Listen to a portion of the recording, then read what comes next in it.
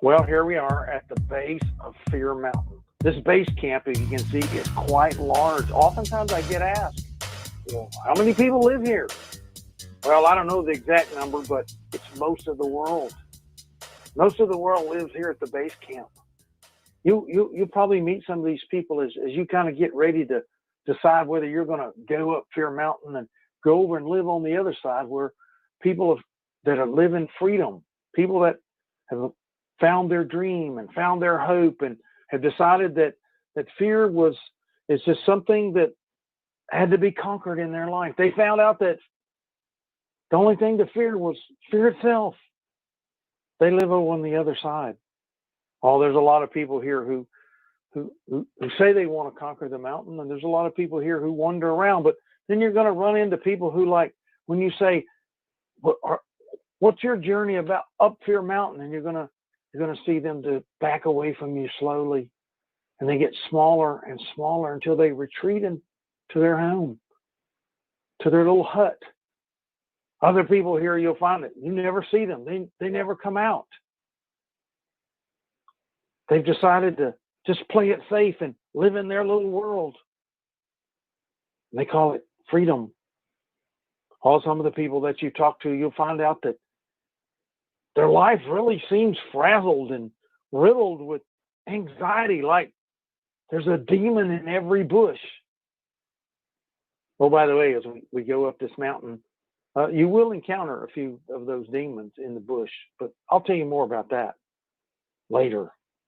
You'll find out that many of the people that you talk to here in Base Mountain really have just kind of lost their ability to think beyond the moment, to really find a solution. And when they do, it's all about self-protection and self-preservation and nothing about a dream. It's just like their life's on pause, caught in the moment, like paralyzed and cannot get away from here. Some of them you'll find are very, very timid. Others are very, very stressed. But reality is that what's happened is that fear has overcome them and entangled their life. You'll find people here inside the base camp that have become slaves to fear. They will immediately tell you, oh, you can't do that. That won't happen. Nobody's going to help you. And even if you do, you're going to fail. You'll find people here that live totally terrified. Matter of fact, you'll meet people here that totally live on fear. They're driven by fear. They're terrified. They want you to be terrified too. Some of them you might need to be distanced from because their whole thing is to capture you and pull you in and enslave you to the concept that you'll never be free. That there's too many things stacked against you. You're not from the right place. You don't live in the right place. You don't have enough. You're not enough. Their ego is so challenged that the only thing they know to do is to make you just like them. Fear burns in them and has moved them to want to eliminate anybody that doesn't look like them, act like them, talk like them, think like them, be like them. Oh, you've probably heard a few of them along your life and history, and their last name is like Hitler or Mussolini or Stalin or Bin Laden. These people have decided that they are so insecure that the only way is to push everybody down and enslave them to their thought and concept of life. Yep, fear's real. Fear's real here in base camp. There's something to really realize. that along this way, we have to know a couple of things about two characters, two creatures we will meet on a regular basis. We have a rule here as we take Fear Mountain, and that is fear rules only if you let it. You will find as you go up Fear Mountain to freedom on the other side that there's going to be these impulses that come upon you, this suddenness, and you suddenly will meet the character of suddenness, of impulse, and you have to make a quick choice. That's the other character you meet. You have to make a quick choice. Will you run ahead, or will you turn and run back to base camp?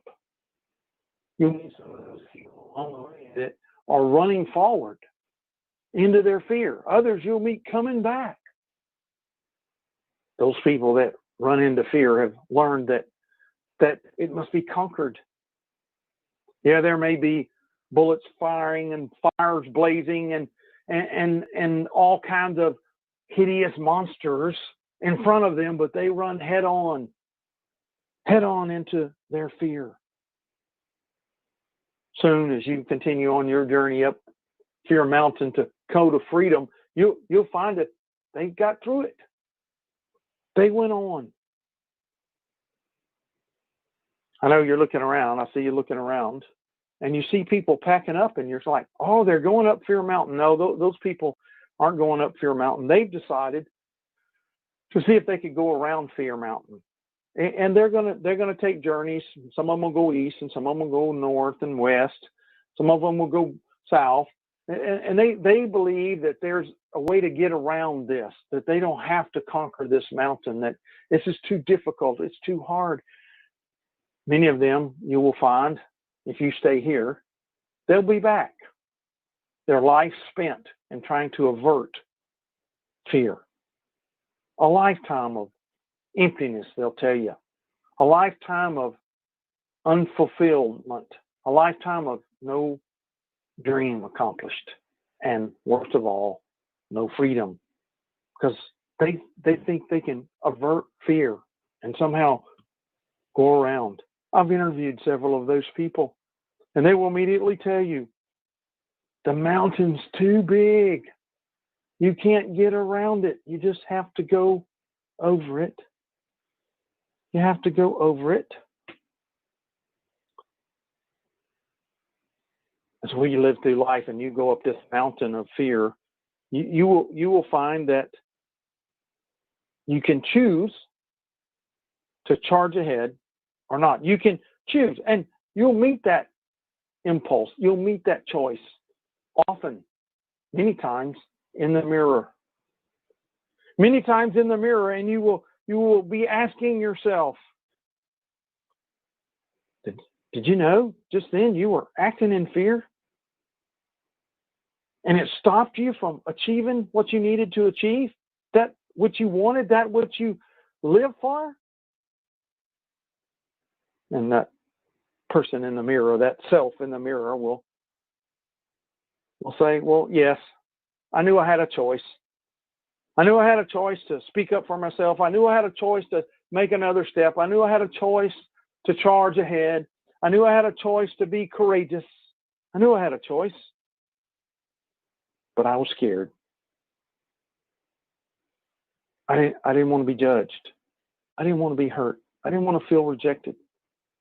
I didn't want to lose something again. So I chose to come back down the mountain.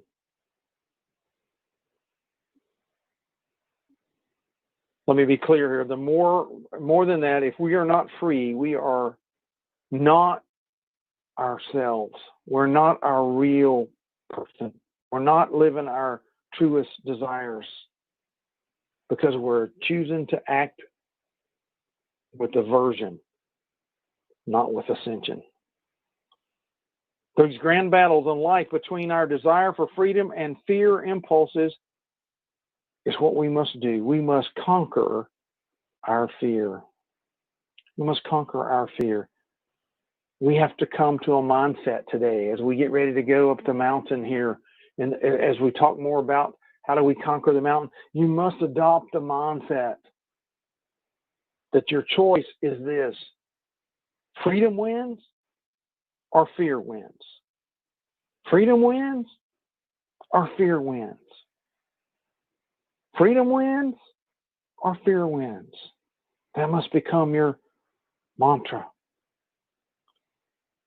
Will my life be about aversion or ascension? Freedom wins, fear wins. We must be willing to move ahead. We must be willing to move beyond our comfort zone, our safety zone, our ego. Because on the other side is freedom. On the other side is our real self. On the other side is our dream. On the other side is what we believe we were put here for. Along this way up the mountain, I'll tell you and introduce you to some of the people that you've lived with that kind of are keeping you from even running up the mountain right now. People who have come along beside you and have shaped you to be fearful. We'll be talking about those in our next little talk that I give you here. But today I want you to think about, as you came into this world, you had no fear. Matter of fact, you had to be taught to fear. You had no fear. You realized early on in life that there were people who shaped you, but some of the things they shaped you for, you never realized was growing the monster of fear. Hey, thanks for being with us on the Morning Wake Up Call. Appreciate you being here. We hope to inspire you, inform you, and give you some insight that'll grow you and yourself, and in turn, help you change your business, your community, your organization, so that you can go conquer your world. We encourage you to come back and be with us again on the Morning Wake Up Call. You can subscribe to us on iTunes, on Google Play, on Stitcher, on all kinds of places, but you can also sign up on the website, themorningwakeupcall.com, and you can get these calls delivered to your inbox Monday through Friday. Hey, thanks for being with us. We'll see you next time on the Morning Wake Up Call.